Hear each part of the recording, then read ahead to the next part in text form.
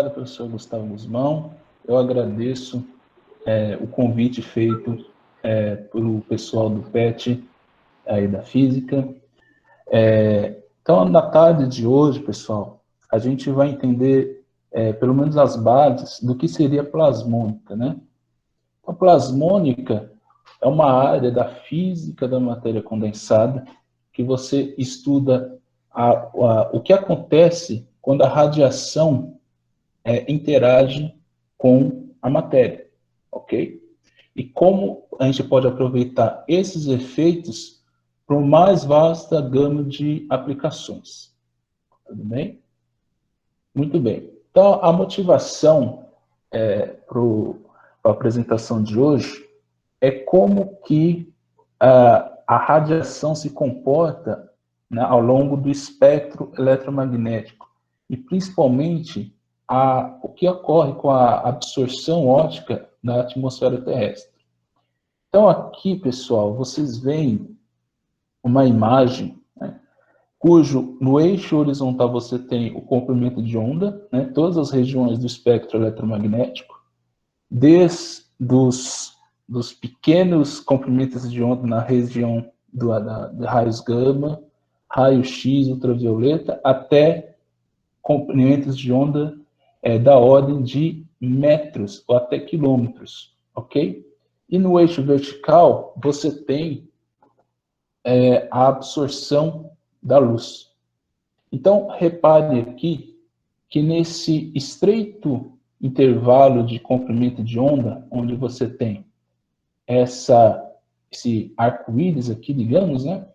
Você tem a região do visível. E isso nos dá uma pista de por que o nome dessa região do espectro chama visível, né? É visível a quem? Para nós, seres humanos, né? Então, os animais, pelo menos os primatas, que são os nossos ancestrais evolutivos, e grande parte dos animais terrestres, eles conseguem enxergar nessa estreita faixa do espectro. Vocês notem aqui que antes de chegar nessa região do espectro, você tem praticamente 100% da radiação é absorvida pela atmosfera, né? Isso daqui é interessante. Por quê? Moléculas biológicas, né? Toda a base de moléculas e ligações químicas associadas a moléculas orgânicas estão associadas a ligações de carbono, hidrogênio, nitrogênio. E para essa região do espectro eletromagnético, esse tipo de radiação ele é extremamente nocivo para tecidos biológicos. Então, conforme você vai, digamos, alargando, né, aumentando o comprimento de onda ao longo do espectro, você tem essa região aqui, ó, do visível, né? Há alguns vales um pouco mais estreitos, onde você também tem uma queda na absorção da radiação, né? E aqui você tem o infravermelho próximo, né? E o infravermelho médio, né? Que é muito utilizado em telecomunicações. E você também, né, aqui uma larga região do espectro, onde você tem a transmissão de ondas de rádio, ok? Então, é muito interessante quem é interessado nessa parte de será que existem vidas em outros planetas, né? Então, você consegue, a partir de ondas de rádio, por exemplo, eu não me lembro agora, acho que foi durante a década de 70, que os cientistas começaram a transmitir sinais de rádio para fora da atmosfera terrestre para ver se algum dia alguma civilização inteligente, né, consegue captar essas ondas de rádio. Por quê? É justamente nessa faixa do espectro eletromagnético que você tem praticamente 0% de absorção pela atmosfera, né? Então você pode emitir sinal de rádio e ele pode escapar eventualmente da atmosfera e se propagar ad infinito, né? Só que com a velocidade da luz, obviamente, até certas regiões distantes do universo, ok? E é interessante dizer que a maior parte das moléculas de interesse biológicos estão nessa área da região do visível. E só um ponto aqui, quando eu falo visível, pessoal, eu não estou designando apenas essa estreita faixa, né? Geralmente aqui é a parte o regime óptico, né? Que inclui, além do visível, o infravermelho próximo, tá? E uma parte aqui do ultravioleta, ok?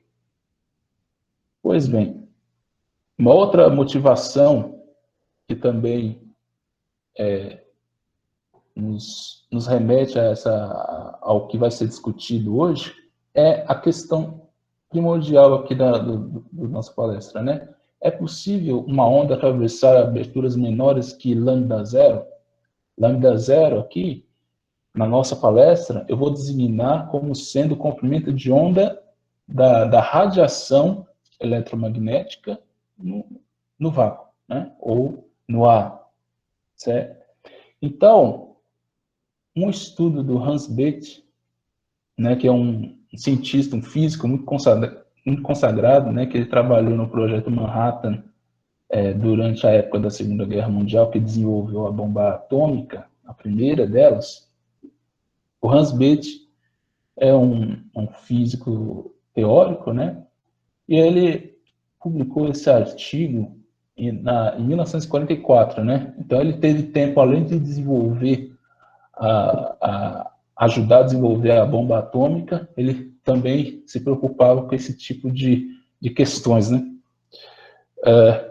Então, veja como é legal, né? Então, ele provou, pelo menos teoricamente, que é possível sim você ter uma passagem da luz ou da radiação ou de uma onda através de aberturas menores que lambda zero, ok?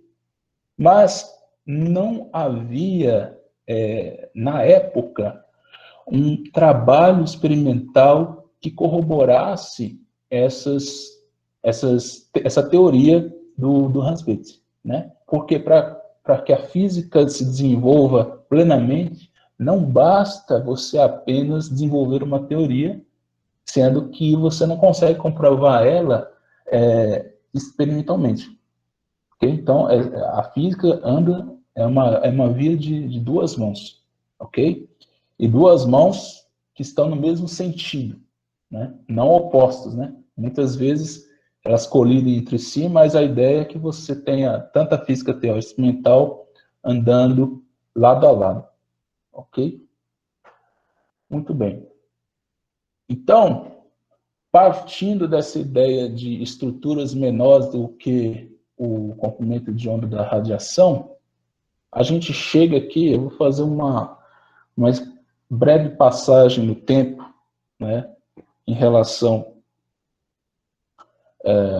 a como que se dava, né, qual a relação entre dimensão de dispositivos eletroeletrônicos, optoeletrônicos e a velocidade de operação, né? Então a gente está pensando aqui em termos de desempenho de velocidade de processamento, que está aqui representado no eixo vertical, e no eixo horizontal você tem as dimensões críticas para os dispositivos. Vejam só, esse domínio que está entre 1 milímetro e até no mínimo 1 micrômetro de comprimento é o domínio da eletrônica, né? É a velha eletrônica do dia a dia, né? Que os técnicos, engenheiros eletrônicos trabalham. Então, um dispositivo interessante que vocês vão ver agora e que estão associados ao desenvolvimento da eletrônica é esse daqui, né? Então, esse daqui, não se assustem, né? É um dos primeiros modelos de aparelho celular. Então, esse é um aparelho desenvolvido pela Nokia, é o modelo Mobira, né? Da Nokia de 1979. E qual que é a particularidade, né? qual que é o espanto que a gente tem hoje em dia em relação a esse tipo de aparelho celular? É em relação ao tamanho, né, da bateria aqui. Né? Você tem uma bateria, uma base de bateria, e você tem uma antena acoplada a ela. Né? Então, antes de mais nada, eram aparelhos extremamente caros, certo? E o usuário precisava carregar esse trambolho aí para cima e para baixo. Era praticamente uma academia diária, certo? Então, com o desenvolvimento, inclusive aqui na década de 70, né, principalmente final da década de 60 e década de 70, você tem o desenvolvimento da chamada microeletrônica, que você conseguiu diminuir os dispositivos, inclusive dispositivos da ordem de dezenas de nanômetros, reparem, certo? Dispositivos como, por exemplo, acho que a maior parte dos que estão aqui não conhecem, né? É, por exemplo, processador da Intel, um 386, de 1985, né? Que eles tinham incríveis 16 mega de memória RAM, né? Então, para acessar o processador, você tinha incríveis 16 mega de memória RAM. Nos dias de hoje, esse valor é impensável, né? É inoperante. Então, qual que é o limitante desses dois domínios aqui de fabricação de dispositivos? Está relacionado à velocidade de operação, né? Ou seja, são os cálculos que os processadores fazem a cada segundo, né? Lembre-se, quem fez física 2, né? Que é o Hertz, é algum ciclo por unidade de tempo. No caso, o Hertz é ciclos por segundo, né? Então, notem que tantos dispositivos fabricados no domínio da eletrônica e da microeletrônica, eles estão limitados nessa região de quilo ou, no máximo, megahertz, da ordem de megahertz. Então, o Intel 386, por exemplo, ele operava numa região de 20 megahertz, que hoje também é impensável, né? E qual que era o problema? Por que que eu não consigo desenvolver dispositivos até aquela época com velocidades acima de gigahertz? Por conta desse limitante. Né? Quem fez laboratório aí, de física, um dos experimentos, né, eletrônica, é para você calcular esse tempo de resposta, né? Ou seja, um atraso que existe em eletrônica chamado tempo de resposta RC, né? Onde R é a resistência e C é a capacitância. Então, você tem um tempo característico intrínseco, né? Porque quando você vai, notem, quando você vai diminuindo, né? A grande evolução da microeletrônica foi justamente diminuir as dimensões dos processadores e outros dispositivos. Mas conforme você vai diminuindo cada vez mais os circuitos, você tem, no contato deles, você tem intrinsecamente uma resistência. E essa resistência gera um atraso, né, em relação à transmissão da informação. Então, esse daqui você tem, digamos, um delay no processo de cálculos. Né? Na semana passada, a professora Newton, ele falou sobre computação quântica, né? Então, aproveitando aqui a palestra do professor da semana passada, então você tem esses cálculos que os computadores primordiais faziam, né? Estavam nessa região de frequência de operação. Então, para resolver esse tipo de problema, foi desenvolvido, né, aí, dispositivos chamados dispositivos fotônicos. Né? Qual que era a vantagem do dispositivo fotônico? Era que você tem baixa impedância, ou seja, baixa resistência à transmissão da informação. Então, isso está traduzido, por exemplo, no desenvolvimento de fibras óticas. Então, notem que você conseguiu dar um salto na velocidade de processamento, né, com dispositivos fotônicos, usando outros materiais que não sejam condutores. Ok? Só que você, com esses dispositivos fotônicos, você também qual é a ideia da fotônica? Você substitui a transmissão de informação, em vez de ser por corrente elétrica, por meio de luz. Ok? Mas se eu quiser diminuir os dispositivos da ordem de dezenas de nanômetros, na fotônica isso não é possível por conta de um outro limitante, que é o limite de difração, que na literatura é também conhecido como limite de difração de água, que diz o seguinte: olha só, você pode construir os seus dispositivos, só que eles precisam ser maiores, ou no mínimo, em relação a esse número aqui, que é lambda sobre 2n, onde lambda é o comprimento de onda da luz que você está operando, e n é o índice de refração.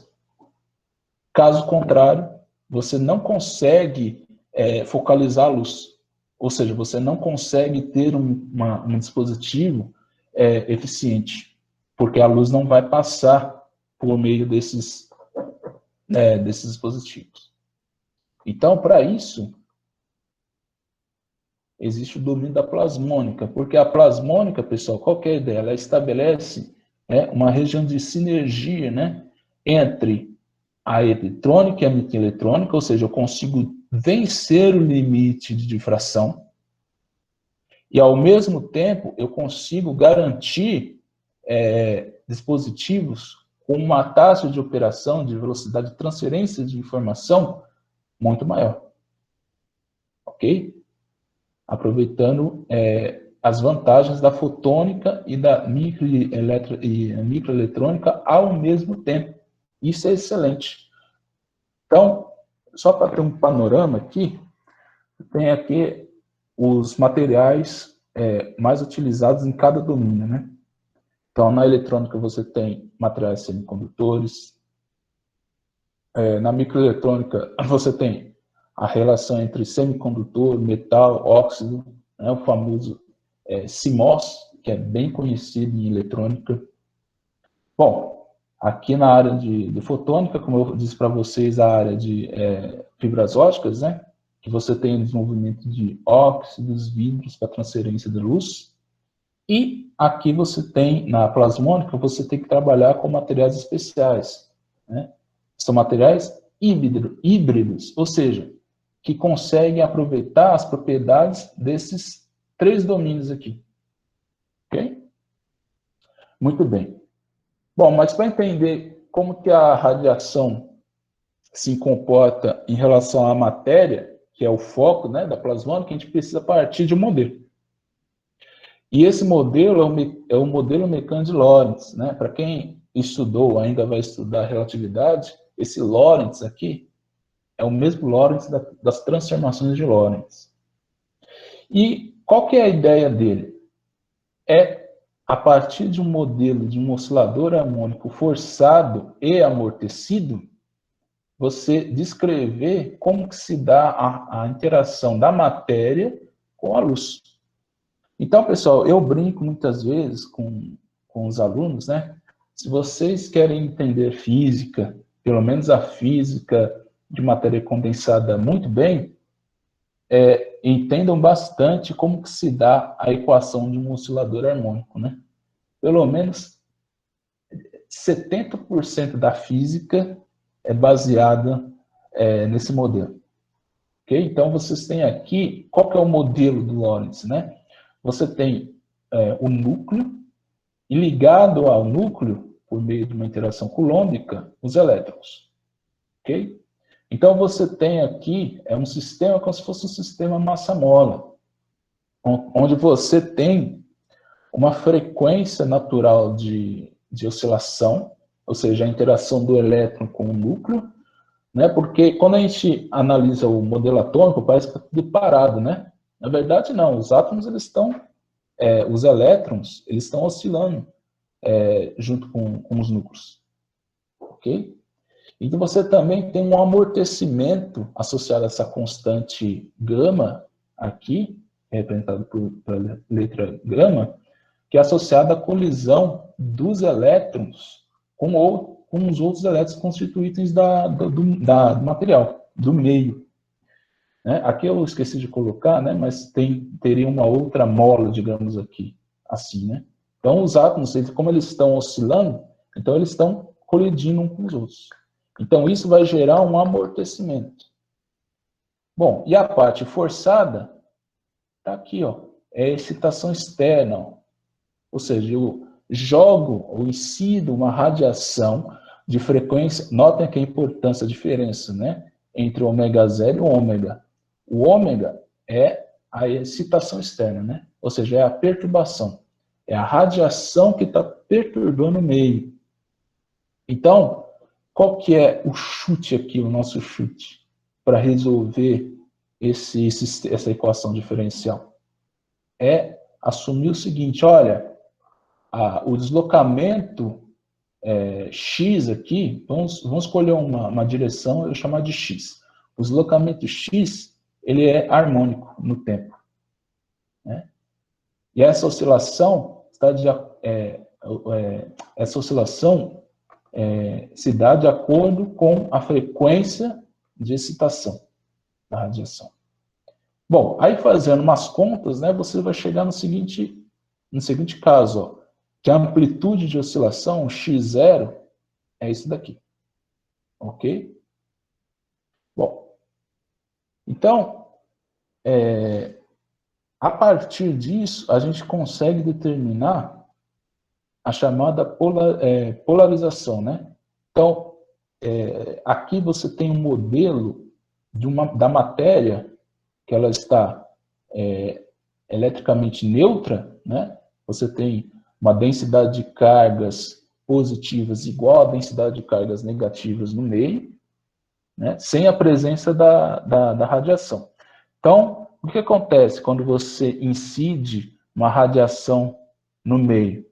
Você tem uma chamada eletrificação induzida, né? Você induz cargas nas diferentes regiões da matéria. Então, olha só, você consegue carregar negativamente uma região do seu meio e outra região positivamente, né? Por meio dessa excitação externa. Então, veja bem, a polarização, vamos pegar aqui a expressão para polarização, você tem, que expressa a polarização, né? Aqui em termos do módulo. O número de dipolos elétricos, né? Dividido pelo volume. Você tem aqui um N, esse N aqui é a densidade de cargas por unidade de volume. Ou seja, como esses dipolos eles são distribuídos no volume da matéria. Então, é dado por isso daqui. Porque, ó, N é um número experimental. E é a carga elementar do elétron, né? Tanto que esse sinal negativo vem do elétron. E o x0 é aquele x0 da solução do modelo mecânico do Lorentz. Está aqui, ó. Ok?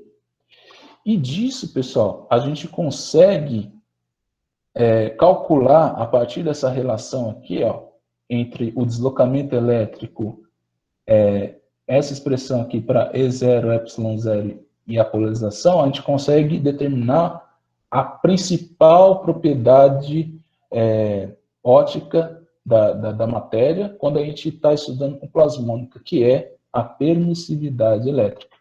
Né? Então, a partir da definição de polarização e a partir dessa relação aqui, a gente consegue determinar a permissividade relativa do meio, da matéria. Ok? Então, o que acontece?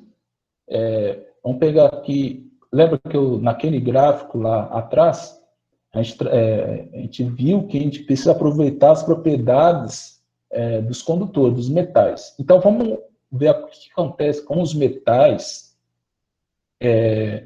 nesse contexto aqui do modelo de Lorentz, né? Teve um carinha chamado Drude, né, Paul Drude, que ele falou assim, ó, nos metais os elétrons estão livres para se deslocar, né? Eu coloquei livres aqui entre aspas, que eles não estão totalmente livres, né? Ou seja, é porque o Drude, quando ele fez esse modelo, ele não tinha conhecimento muito bem da teoria quântica. Então, ele supôs aqui, ó, que os elétrons eles estão livres, entre aspas, para se deslocar. Então, qual que é o chute do Lorentz? Ele fala assim, ó, como eles estão livres, os elétrons eles não estão ligados àquela mola. Então, você não tem uma frequência natural de oscilação. Então, ω0 é zero. Ok? Então, a permissividade para os metais é resumida nessa quantidade. E onde o ωp, que é a frequência de plasma, né, que é uma quantidade importante que a gente vai ver logo a seguir, é um parâmetro para você designar as propriedades da matéria. Então, notem aqui, pessoal... Diga. Sim? Alguém falou alguma coisa? Não, né? Bom, então, notem aqui que a permissividade ela é uma quantidade complexa, né? Pelo menos para os metais. Então, você tem uma parte real e uma imaginária. Então, a gente vai fazer um desdobramento aqui entre a parte real e a parte imaginária. Ok? Então, notem que a parte real é dada por essa expressão e a parte imaginária por essa expressão aqui, que dependem intrinsecamente da frequência da radiação que está excitando o metal e também com as colisões, ou seja, com as perdas em relação ao movimento de elétrons nessa nuvem. Ok? Ah, e uma coisa, né? Deixa eu só voltar aqui. O que a gente chama de plasma, né? Primeiro, o que é plasma? O plasma, a grosso modo, é um gás condutor, né? Então, no modelo de Drude, ele fala que é um gás de elétrons, né? Então, é um gás que está carregado. É como se fosse um gás que está carregado. Então, é o plasma. Ok?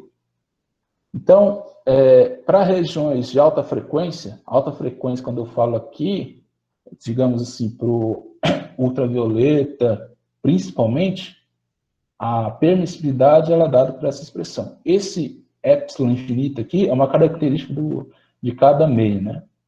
Mas se vocês notarem, esse daqui é um cálculo que eu fiz aqui da permissividade, por exemplo, da prata, né? À esquerda vocês têm a parte real e à direita a parte imaginária. Então, notem que na curva sólida, né? É aqui a curva em vermelho e aqui a curva em azul, você tem a descrição do modelo de Drude. Esse modelo que eu apresentei para vocês. E nos quadradinhos, vocês encontram aqui os dados experimentais, que é um dado medido pelo Palick, né, registrado pelo Palick. E notem que vocês têm certos problemas, né, que a teoria não bate com o experimento, né, em certas regiões do espectro. Porque o modelo de Drude é um modelo clássico. Então, ele não levou em conta as transições entre as bandas eletrônicas que os elétrons fazem, por exemplo, no ultravioleta e no raio-x, né? Então, o modelo de Drude está correto? Até certo ponto, sim. Okay? Mas tem algumas regiões que ele não está condizente com aquilo que ele propõe. Bom, pessoal, então, para a gente compreender como que se dá a interação da radiação com a matéria, a gente tem que partir das equações de Maxwell, né? Aqui eu vou ser breve aqui. Então, você tem as equações à esquerda, que é as equações de Maxwell no domínio do tempo, né? Essa é o caso geral. Ok? Então, eu vou partir da seguinte hipótese, né, para resolver as equações. O meio está livre de correntes e de cargas, ou seja, esse J é zero, e esse ρ aqui, que é a densidade de carga, é zero também. Os meios são não magnéticos, né? Okay? Então, o campo magnético é igual ao campo de indução D. E como a oscilação, lembra que a oscilação dos elétrons variava com e elevado a menos i ômega t? Então, toda vez que eu tiver a derivada temporal, é menos i ômega. Ok? Bom, a partir dessas hipóteses, a gente vai chegar numa situação como essa daqui. ok? Então, vocês têm aqui à esquerda um domínio do tempo e à direita um domínio da frequência. Então, para descrever, a partir daquelas hipóteses, os campos, a gente resolve a equação de Maxwell nessas condições, né? Para quem teve a oportunidade de fazer métodos matemáticos, né? Vocês reparem aqui que eu fiz daqui para cá, da esquerda para a direita. Nada mais nada menos do que uma transformada de Fourier, né? Que eu parti do domínio do tempo e fui para o domínio da frequência, que é que nos interessa no plasmônica, né? Bom, então, a gente fazendo alguns malabarismos algébricos, a gente chega na equação de onda, né? Por exemplo, esse daqui é para o campo elétrico, mas eu poderia ter uma equação equivalente para o campo magnético. Então, notem aqui, qual que vai ser o interesse nosso? É estudar o que acontece na interface entre dois meios, 1 e 2. E, para resolver essa equação de onda, eu tenho que partir das duas condições de contorno dos campos, que isso é geral, isso é uma consequência da lei de conservação da carga, que são as condições de contorno na interface. Ok? Então, olha só, essa primeira condição fala o seguinte, que a componente do campo elétrico paralela à interface dos meios é contínua, ou seja, digamos, E2 é igual a E1x, né? É igual a E2x, e a componente do vetor D, que é normal à interface, é contínua. Então, eu vou chegar numa solução geral como essa. Então, para a descrição ser completa, eu preciso achar quem que é o Kx e quem que é o Kz. Né? Então, ó, o que queremos? Né? Soluções para o campo próximas à interface. Né? Isso daqui, o K, que está em preto, é um número de onda. Okay? Desculpa, é o vetor de onda. Né? Que na nossa configuração tem uma componente horizontal, que é o X, e uma componente vertical, KZJ. Ok? Aqui a escolha, pessoal, dos eixos é arbitrária, né? Poderia chamar de YZ, né? Ou XY, tanto faz. O importante é designar quem que é a componente vertical e quem que é a componente horizontal. Então, ó, bom, isso daqui, se você pegar essa imagem, é a soma vetorial, né? Se você pegar o módulo ao quadrado desse vetor, é isso daqui, né? Aqui, notem que tem esse εj, por quê? É no meio, né? Esse epsilon aqui, que é a permissividade, é o que designa a propriedade do meio. Então, ele está acompanhado a esse K0, ok? Então, fazendo um trabalho algébrico, aí a gente vai chegar na seguinte situação, ó. O Kx é dado por esse valor, e o KJZ, que é a componente vertical, é dado por esse valor aqui. Ambos dependendo da permissividade. É por isso que eu falei para vocês que a permissividade é importante quando a gente trata de plasmônica, né? Ok? E aí eu falo aqui, ó, a componente paralela à interface, ela tem que ser propagante, né? Ok? Porque é uma onda que está se propagando. Porém, como eu quero soluções próximas à interface, a onda, né, ela não pode estar muito distante da interface. Então, eu quero soluções bem próximas. Então, para que isso aconteça, esse KJZ, ele precisa ser imaginário. Ok? E está aqui, ó. Ok? Porque se KJZ for imaginário, tem um I, digamos aqui, um I complexo, desculpa, uma unidade I aqui, que você gera um termo evanescente. Ok? Então, para que isso aconteça, o que precisa ocorrer? Que o produto das permissividades dos dois meios precisa ser negativo. Bom, lembra, né? Raiz quadrada de número negativo dá uma quantidade imaginária, que é o que nós queremos. Mas, ao mesmo tempo, a soma das permissividades precisam ser negativas, né? Porque olha só dentro do radical aqui, né? Se a soma é negativa e o produto é negativo, a quantidade dentro da raiz é positiva. Então, é real. Ok? Bom, então, onde encontramos materiais na natureza com tais propriedades? Os dielétricos, que possuem uma permissividade positiva, e os metais, que eles têm uma permissividade negativa, só que o módulo dele, da permissividade, aqui o 1 eu estou designando agora para o metal, tá, pessoal? Então, a partir daqui, 1 é para o metal e 2 para o dielétrico. Ok? Então, notem aí que em módulo, a permissividade dos metais para frequências óticas é bem grande. Então, vamos retornar aqui para a prata, né? Notem aqui a parte real da permissividade para a prata, por exemplo. Ela é negativa a maior parte do tempo e ela é grande, né? 50, menos 100, menos 150, menos 200, em módulo, né? Ela é grande.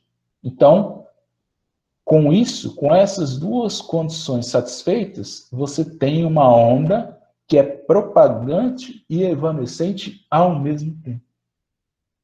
Ok?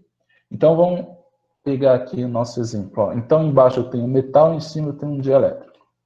Né? Então, notem, ó.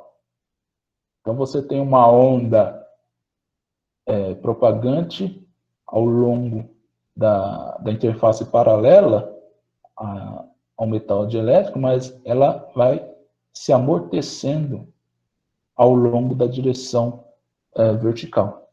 Né? Então, você tem aqui a solução dos campos, e você tem esse tipo de situação aqui para a solução da equação de onda. Né? Ou seja, é um campo eletromagnético nessa interface. Como uma guia de onda. Né? Se você estudar a guia de onda, você também tem a parte propagante e a parte, né? Se você está estudando uma guia de onda, na guia de onda tem uma chamada frequência de corte, ou seja, a partir daquele valor de frequência, você não tem mais propagação, aí você vai ter ondas estacionárias nas paredes da sua guia. Né? Então, como semelhante a uma guia, então eu posso, pessoal, a partir disso, reproduzir propriedades de dispositivos eletrônicos em escala nanométrica. Né? Dispositivos eletrônicos e fotônicos também. Né? Então, o significado físico do acoplamento. Então, a gente tem aqui, olha só, é bem comum na literatura plasmônica a gente designar esse lambda SPP. SPP, logo eu já vou mostrar o que significa essa sigla, tá? Então, o lambda SPP é dado por essa expressão, ok? Lembra, para os metais, a permissividade ela é uma quantidade complexa, né? Então, eu preciso pegar a parte real do Kx, certo? Então, se você fizer as contas, essas contas aqui, porque o Kx é dado para aquela expressão lá atrás, né? Você vai chegar nessa equação aqui. E isso daqui é o que garante a reprodução de dispositivos microeletrônicos e fotônicos em escala nanométrica. Ou seja, essa equação aqui é a ideia central do que é aquilo que eu quero apresentar para vocês. Porque, olha só, o lambda SPP, ou seja, o comprimento de onda associado a esse campo, que a gente chama de campo plasmônico, é sempre menor que o comprimento de onda da radiação que excita o sistema, né? Que tem associado a esse lambda zero aquele ômega, né? A frequência, né? Então, a gente consegue reproduzir, uma oportunidade para reproduzir dispositivos com dimensões menores que lambda zero. Então, esse daqui, ó, é a ideia central daquilo que a gente vai ver, a gente está vendo, né, na tarde de hoje.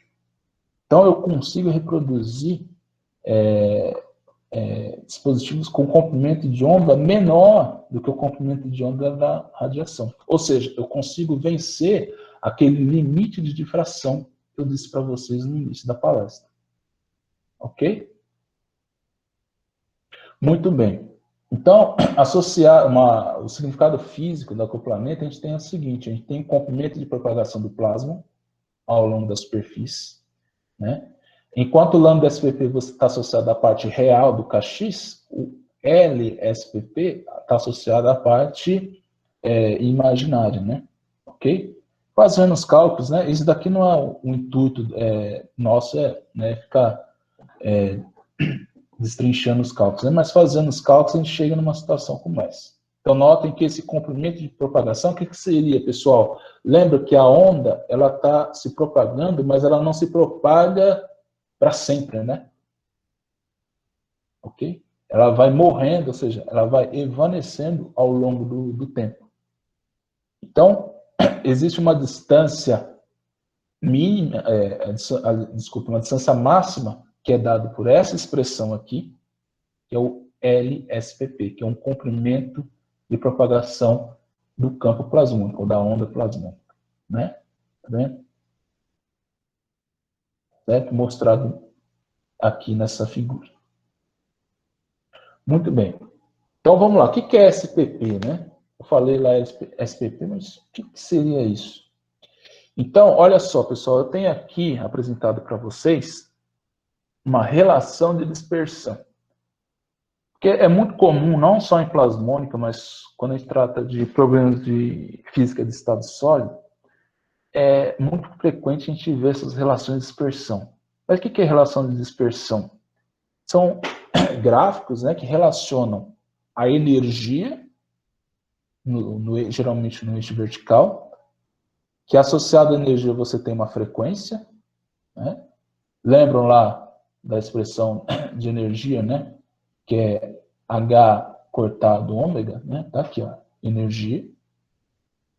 E no eixo vertical, o momento. O momento está associado ao número de onda K, certo? Então, muito bem. Então, a partir dessa relação de dispersão dos plasmons, a gente pode fazer a seguinte análise. Olha só. A linha 1, que é essa daqui, está referente à propagação da luz no ar e no vácuo, né? Porque o ar e o vácuo têm propriedades dispersivas muito próximas. Então, um fóton se propagando no ar e no vácuo, ele vai ter esse comportamento aqui. Ou seja, conforme eu vou aumentando a componente x do vetor de onda, a frequência ela vai aumentando linearmente. A mesma coisa acontece com um meio, digamos, um dielétrico, né? Que é representado pela linha 2, aqui. Mas o que acontece na matéria mesmo? Porque essas curvas, esta e essa daqui, é o que acontece na matéria, né? Olha só. Na matéria, olha só qual que é a relação entre energia e momento. É dada por essa expressão aqui. Ok? Vejam que no limite entre Kx' é zero, a frequência ela não é zero, igual para o fóton, né? Ela tem um valor limite aqui, que é a frequência de plasma. Ok? Que depende intrinsecamente da densidade de carga que existe, né? Esse tipo de relação é o chamado plasma de volume, ou plasma de Bulk, né? Mas, para o plasma polar então, de superfície, a relação de dispersão é um pouco diferente, né? Um professor meu, esqueci agora na graduação, que falava assim, né? Deus criou o volume, né? E o diabo invejoso criou a superfície. Então, na superfície, as coisas são um pouco mais complicadas, né? Então, reparem que para o mesmo valor de frequência, você tem esses regimes de momento, né? Então, quando a gente fala K, que a gente se preocupa com as contas, né? Com esse valor. Ah, quanto que vale K, né? Mas o K, pessoal, lembra, está associado ao momento da radiação, né? Ok? Então, qual que é o objetivo aqui? É pegar essa setinha preta aqui e jogar ela cada vez mais para essa região dessa curva aqui, que é o plasma de superfície. Ok? Então, ó, a relação de dispersão, a partir da relação de dispersão, a gente sabe o que é um plasma. Um plasma é um quanto de energia que designa os modos de oscilação da densidade de carga, ou seja, é o gás de elétrons, né? São as cargas se movimentando e os quântons de energia a gente chama de plasma. O fóton é um quanto de energia referente à radiação eletromagnética, que é a luz. Quando eu falo luz aqui nesse contexto, não apenas a luz visível, tá? Pode ser em qualquer região do espectro eletromagnético. Agora, o plasma polar então, é o resultado do acoplamento entre o plasma e o fóton, que é a estação externa. Então, vamos voltar para a relação de dispersão aqui. Então, nessa região, você tem o modo plasmônico. Ok?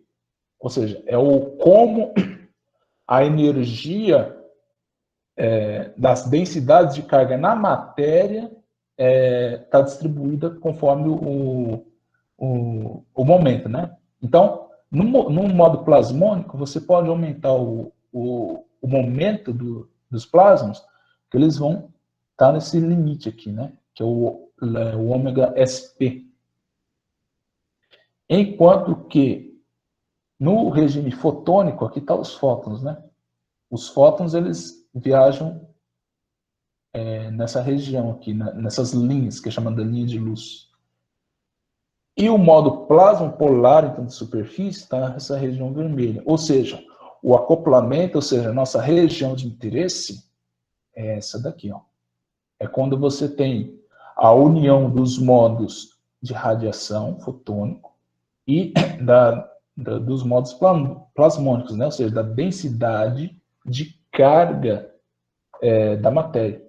Então, a interação da radiação e da matéria acontece nessa região aqui de energia e de momento. Então, o acoplamento, o que seria o SPP? SPP é a sigla para Surface Plasma Polarity, então, em inglês, que é plasma polarity de superfície. Que significa o quê? Olha, as cargas elas estão se movimentando de uma certa maneira na matéria, né? Quando você excita elas com uma certa frequência, as cargas elas vão se acoplar com essa radiação dessa maneira, ok? Então, como garantir o acoplamento, né? Ou seja, como jogar o vetor de onda para essa região em vermelho, né? Alterando o momento do fóton. E como que eu faço isso? Ajustando o Kx'. E como que eu ajusto o Kx'? Por exemplo, eu posso usar nanoestruturas, né? Então, aqui vocês têm, eu mostro para vocês umas imagens de microscopia eletrônica de varredura, né? Que mostra à direita aqui anéis e fendas. E nota, não sei se está dando para enxergar, você tem aberturas aqui muito pequenas, em escala nanométrica, né? Você fazendo isso, quando eu jogo uma radiação, uma luz sobre essas estruturas, esses filmes, por exemplo, aqui é um filme de prata. Nessas estruturas, você tem uma modificação do momento do fóton. Então, em resumo, para você acoplar um plasma, você precisa trabalhar com as propriedades dispersivas e com as propriedades geométricas do seu modelo, do seu experimento. Ou seja, se eu tiver condutor, né, um metal e um dielétrico, e jogar luz neles, uma radiação, eu não vou acoplar plasma de jeito nenhum, né?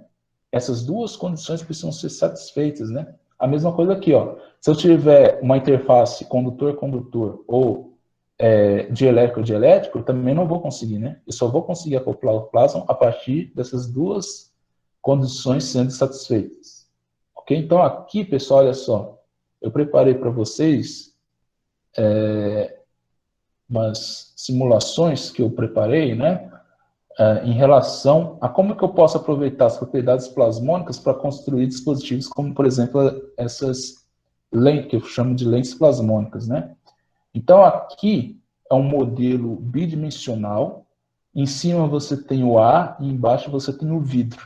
E entre eles você tem um filme de prata, ok? Qual que é a diferença entre o modelo da esquerda e da direita? Simplesmente a separação das duas fendas, né? Ok? Então vamos ver o que acontece. Né? Então eu estou excitando o sistema com uma radiação de comprimento de onda lambda zero igual a 980 nanômetros. Então, olha só. Né? Qual que é a diferença do que acontece na esquerda e na direita? Você aqui, ó, tá vendo essa radiação aqui, ó? São os plasmas, né? Percorrendo na interface entre o metal, a prata e o ar. Né? Mas aqui, nessa situação à esquerda, eu consigo garantir padrões de interferência construtiva. Ou seja, eu consigo, por exemplo, projetar uma lente, né? Ou seja, eu posso focar a partir desses plasmas, ó, eles se desacoplam e vão se propagando na matéria. Enquanto que aqui não, né? Então, ó, se eu pegar, eu fiz o registro da transmissão da luz, a gente consegue ter esse padrão aqui, conforme eu vou separando a distância entre as fendas, né? Então, para múltiplos inteiros de lambda SPP, notem aqui, ó, lambda zero, que é a radiação que eu estou citando, é 980. O lambda SPP é 632 nanômetros. Ah, eu falei prata, né? Ouro aqui, desculpa, né? Enquanto para múltiplos semi-inteiros você tem máximos de transmissão. Então, notem aí que é importante determinar essas quantidades não por matemática pura, né, pessoal? Esses parâmetros, eles são importantes na hora, por exemplo, que eu quero construir uma lente, né, que possa focalizar. Eu posso falar assim, ó, para valores de inteiros de lambda SPP, eu não consigo ter uma transmissão, mas para valores semi-inteiros eu consigo. Então, aqui é o que a gente chama de transmissão ótica extraordinária, que lembra lá na motivação, lá quando eu falo do artigo do Bethe, né, que ele fala, é possível que uma radiação consiga passar num orifício com dimensões menores com comprimento de onda? Sim, é possível. Por meio do quê? Da interação, desde que seja a interação entre um condutor e um dielétrico, né? Que vai acoplar os plasmas. Então, essa excitação coletiva vai me garantir uma transmissão ótica extraordinária. Então, aqui é um outro resultado de uma simulação, né? Fugindo aqui da simetria cartesiana, eu posso ter uma rede de buracos, ok? E aqui eu consigo transmitir, transmitir a luz, né, para fora dessa estrutura também, né? Eu excito com um lambda zero e eu consigo ter esse padrão de transmissão. Então, notem aí que nas quinas, né, eu peguei um orifício específico, nas quinas vocês têm aí, notem aqui, ó, uma intensidade dos campos elétricos em si, e aqui embaixo campo magnético, muito grande, né? Porque você tem um acúmulo de cargas aqui, então você tem um campo elétrico mais intenso.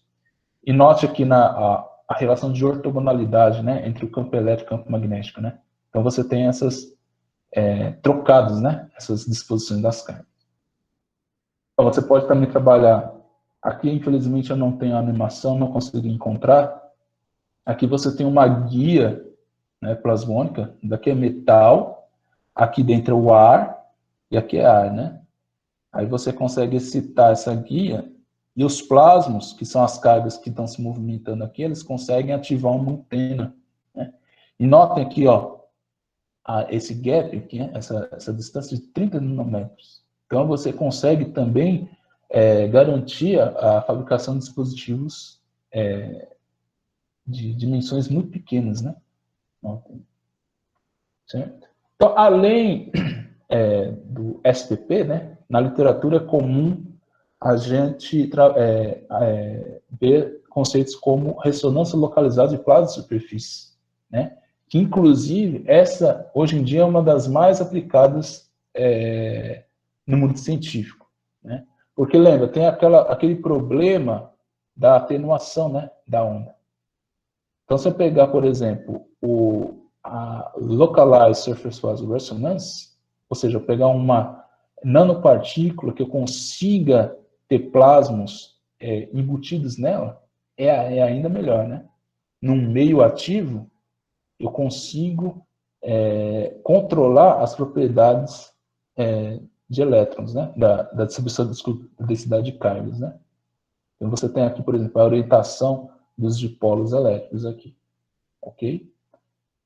Tem partículas acopladas, tem também os guias plasmônicos, né, que eu consigo vencer esse tipo de situação aqui, ok? Então, aqui um trabalho aqui também que eu fiz de nanoantenas, né? Então, você vê aqui o campo elétrico bem intenso, né, nas pontas aqui dessas estruturas em forma de gravata, ok? Por que eu disse que a ressonância localizada de plasma superfície ela está em voga, né? E é um assunto, digamos, bem interessante de estudos, porque ela está associada a terapias alternativas contra o câncer. Porque qual que é o desafio no tratamento de câncer, né? É você tratar o câncer de maneira menos invasiva possível. Porque na quimioterapia, você além de matar as células cancerosas, você também mata as células saudáveis, né? Então, o que acontece aqui? Ó? Por exemplo, nesse artigo do ano passado, você tem um caso, uma terapia chamada metoterapia fototermal, né? E aqui eles estavam estudando o tratamento de câncer em células da bexiga urinária, né? Isso é um tratamento que foi feito, um tratamento pré-clínico, né? Feito em vivo, em células de bexiga de ratos. Então, aqui você tem um medicamento, né? Encapsulando, desculpe, nanopartículas de ouro. Olha só. Então, o que acontece? Você injeta isso daqui no tecido canceroso, né? Aqui você tem as células tumorais, né? E você excita essa cápsula, ela vai arrebentar, e quando você excita com uma determinada região aqui do espectro, no caso é um laser de 808 nanometros, você tem a liberação dessas nanopartículas de ouro, que conseguem, notem, matar unicamente as células cancerosas. Porque as células cancerosas, elas emitem, né, elas têm um padrão, né, digamos, que em física a gente chama de seção de choque, de absorção e emissão, diferente das células saudáveis. Então, a ideia aqui é você construir nanopartículas que têm um perfil de campo plasmônico semelhante a essa seção de choque de absorção, né?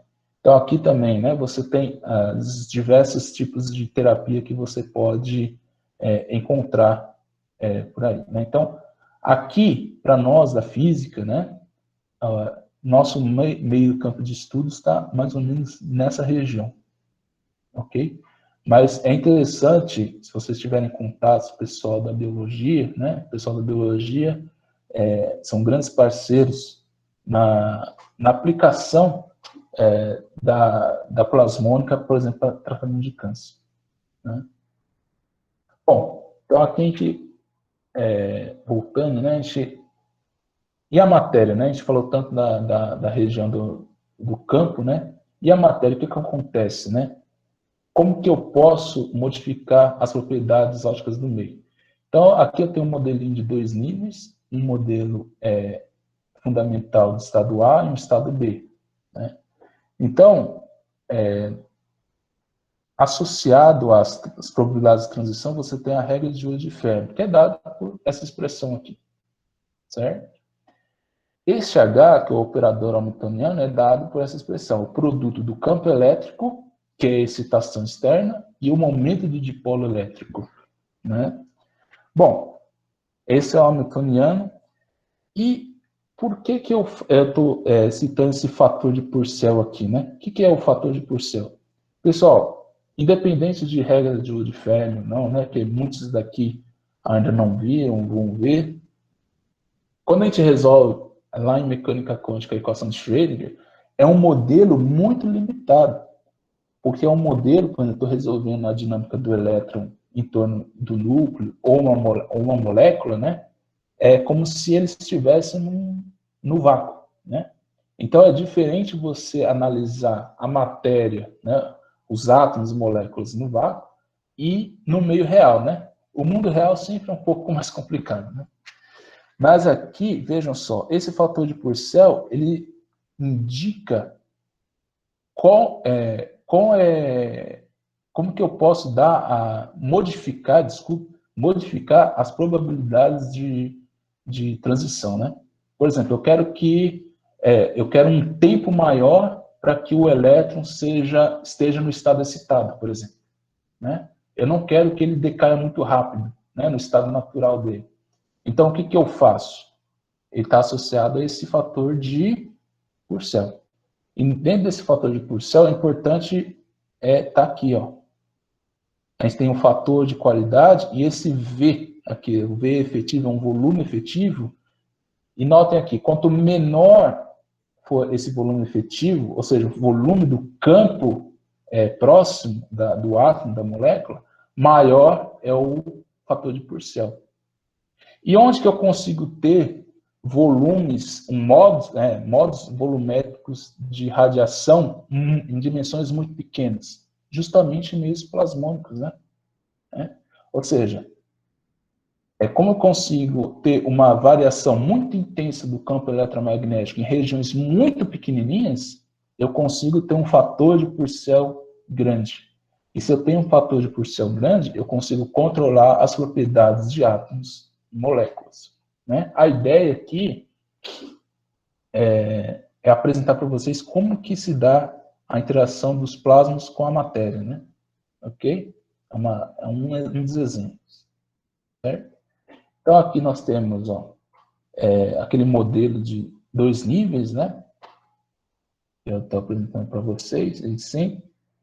Então, vejam, aqui também é um trabalho publicado por um colega nosso, agora ele está no Peru, né? Mas ele fez um pós-doc na física, e aquele trabalhou com nanopartículas de ouro, né? Interagindo com um meio ativo, onde você tem íons terras raras, né? Que você tem um de hélio, né?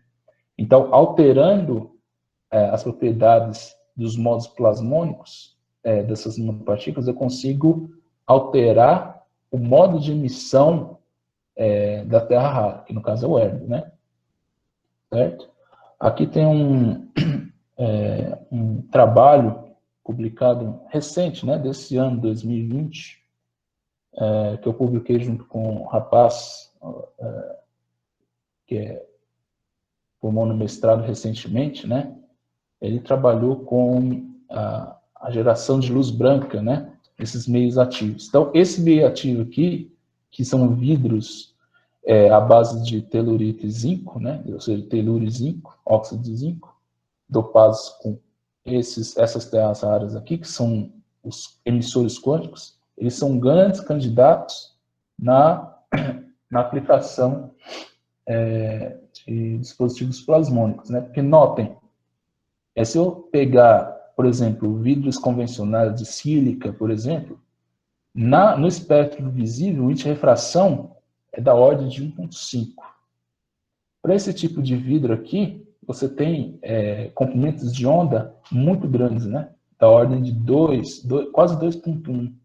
Mas o que significa um comprimento de onda consideravelmente grande em relação aos vidros comuns? É que quanto maior o índice de refração, maior é a capacidade de confinar a luz no meio. E quanto mais fótons eu consigo confinar no meio, maior é a probabilidade desses fótons se acoplarem com os plasmas das estruturas. Entenderam a ideia? Né? Então, aqui você tem, aqui, como é radiação de luz branca, né? Então, vocês têm apresentados aqui o vidro, né? Como eles estão dopados com essas três terras raras, hélio, o itébio e o túlio, você tem a geração de luz branca, né? É uma luz, por isso que é cold, né? Meio fria, né? Mas você tem aqui, excitando em 980, você tem a mescla, né? Do, da, da radiação eletromagnética para gerar luz branca, né? Porque o hélio, a cor dominante dele é o verde, o túlio é o azul, né? E os dois, como tem bandas em vermelho, você consegue RGB, né? Red, Green e Blue, você consegue produzir luz branca, né? Bom, então os desafios a serem superados aqui é o seguinte, né? Desenvolver de materiais alternativos aos metais, né? Para a construção de estruturas mais eficientes. Porque os metais, tudo bem, eles conseguem acoplar o plasma, mas eles têm perdas em relação à radiação eletromagnética, né? Toda vez que a gente trabalha com metais, sempre tem perdas associadas à radiação eletromagnética. Já existem muitos trabalhos, pelo menos uns 10, 15 anos já, que tentam fazer alternativas ao uso de metais na região da plasmônica, né? E dois, ampliar a aplicabilidade de nanopartículas plasmônicas para tratamento de outras doenças que não câncer, né? Por quê? Câncer é uma doença pesada, né, pessoal?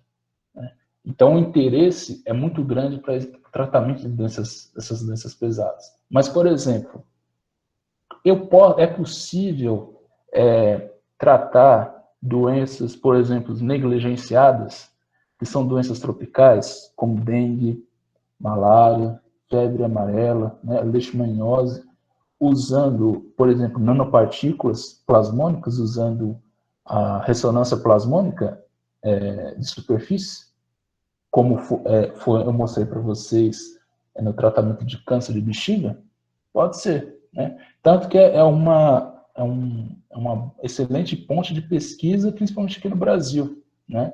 Que é as nossas doenças aqui, que não existem, são praticamente inexistentes no hemisfério norte, né? E é um interessante ponto de partida para você pesquisar esse tipo de tratamento. Bom, aqui tem algumas referências, né? Para quem quiser estudar a parte de física atômica, um livro muito bom. O livro do Balanço para estudar a parte toda de eletromagnetismo. O livro do Mayer, que eu usei um pouco para fazer essa apresentação, que é referência zero de plasmônica, né? Fazendo um jabá aqui, né? Um livro que eu publiquei juntamente com o pessoal do Canadá lá, ele trabalha com a relação dos plasmas com emissores quânticos, né? Um canal muito interessante também no YouTube. Depois, já que vocês estão logados aí no Google, né? Digitem depois CEM Lectures. Então, se você quer saber o que é uma guia de onda, dispositivos fotônicos, a área de radiofrequência, né? Isso daqui tem várias palestras interessantíssimas, é uma grande oportunidade, que é de um grupo da Universidade Técnica de El Paso, lá nos Estados Unidos, e artigos científicos em geral. Então, eu quero agradecer a todos e a todas pela paciência aí, e estou aberto a perguntas, né? Muito obrigado. Parabéns, professor Otávio, pela excelente palestra, muito didática, bem explicativa, dando ideia realmente aí sobre essas aplicações que tem nesse ramo plasmônica. Então vamos aqui pegar aqui umas 2, 3 perguntas. Aqui pelo menos que foi do Júlio. Qual seria essa frequência para poder citar? Acho que ele estava se referindo àqueles exemplos que você estava dando, né? A frequência para excitar o plasma? É, Então, aí a frequência, ela vai depender, a região de frequência, ela vai depender das propriedades, por isso que eu falo, né? Depende de qual material você está trabalhando, ok?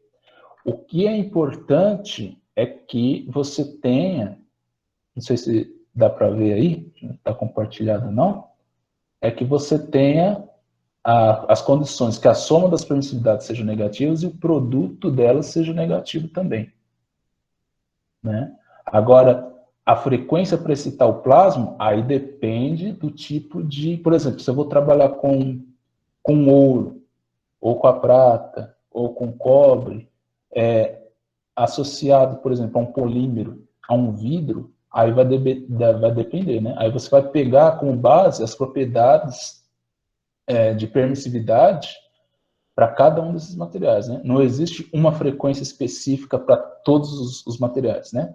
O importante é que exista um metal, né, um condutor e um dielétrico, né? Então, uma vez escolhidos esses dois materiais, esses dois meios, aí vai depender da frequência, né? Aí só você fazer. Por isso que os cálculos são importantes, né, pessoal? Eu fiz aqui, como se fosse semelhante a uma aula, né? Mas é importante, quando você trabalha com plasmônica, ter em mente todos esses parâmetros, né? Então, se você tem esses parâmetros em mente, né, sabendo deles, você consegue desenvolver os dispositivos. Igual aquela lente plasmônica que eu mostrei para vocês, né? Por quê? A partir do lambda SPP é que eu consigo saber onde que a lente vai focar ou não. Porque depende daquela distância de separação, né? E aquela distância de separação depende dos múltiplos de lambda SPP. Que no caso, é para vidro normal, BK7, BK7 são aquelas lâminas de microscópio, né? Aquelas bem fininhas, e o ouro, ok? tem aqui também o Gaston Lozano Calderon. Sim, Ele fala Gastão. que as dimensões da fonte de luz têm que ser da ordem da nanoestruturas. Então, não necessariamente, Gastão, né? Não necessariamente, né? Você pode ter, como a gente viu, né? A transmissão, inclusive a transmissão ótica extraordinária, ela se dá justamente por conta quando a gente fala assim, transmissão ótica extraordinária, não significa que a transmissão ela gigante, né? Ela é extraordinária porque você pode ter, sei lá, 1, 2, 5% só de transmissão daquela nanoestrutura, mas ela acontece, certo? Então, a fonte de luz, ela não necessariamente precisa ser da ordem, né? Quando a gente fala fonte de luz, né, é o comprimento de onda, né? Em relação ao tamanho da nanoestrutura, tá certo? Certo. Bom, professor Otávio, mais uma vez gostaria de parabenizá-lo pela excelente palestra. E, assim, até uma dúvida minha, assim, que até aqui no Piauí a gente tem alguns grupos que trabalham com essa parte de fotônica, biofotônica, inclusive o professor Eroni da UFP, que já deu uma palestra para nós aqui, inclusive ele participou hoje também, acompanhando a sua palestra. Aí, assim, com esses trabalhos que você vem desenvolvendo aqui no Piauí, particularmente, você está conseguindo dar continuidade para desenvolver esses materiais, fazer essas caracterizações? Já está aqui em Teresina, né? Eu sei que está lá em Piripiri, mas já está com alguma colaboração, em particular aqui com alguns professores da UESP ou da UFP, para poder dar continuidade nesses trabalhos? E, assim, e qual seria a dificuldade nesse momento aqui para você dar continuidade? Questão assim do material, do laboratório, ou aqui assim dá para poder criar um grupo para poder continuar desenvolvendo essas pesquisas Então, aqui no Piauí?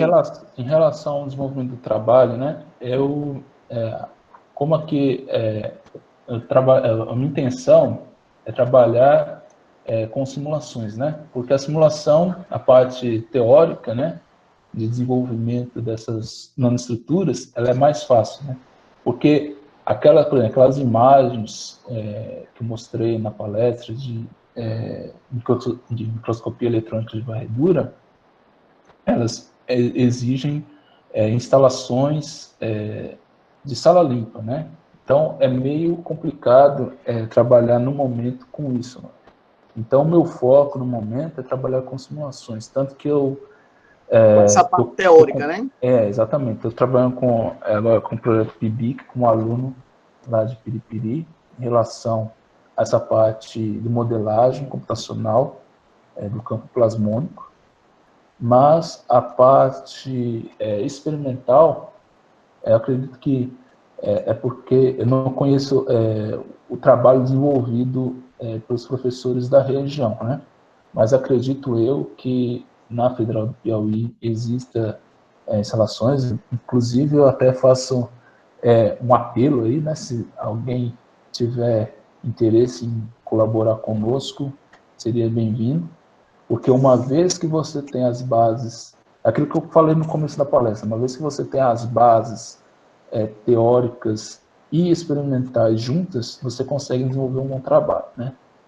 Certo? Mas no momento eu estou trabalhando mais com a parte de modelagem. Muito obrigado, um abraço, saúde a todos, se cuidem, e é isso aí.